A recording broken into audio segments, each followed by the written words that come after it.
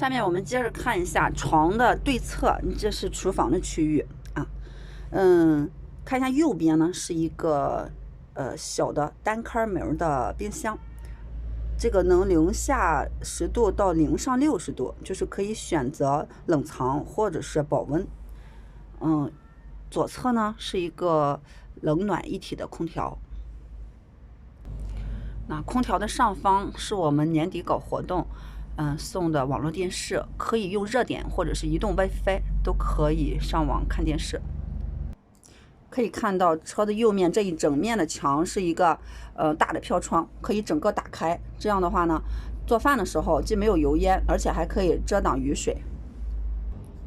这个部分是一个橱柜，可以放一些锅碗瓢盆。车子的左侧还有前方额头的部位，这个都是储物空间，可以放衣物、被子。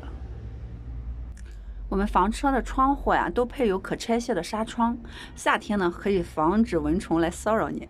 然后整车都配有这个窗帘啊，内部环境非常温馨舒适。我们明码房车致力于打造专业的平民房车，让我们普通的老百姓都能享受到旅游的乐趣。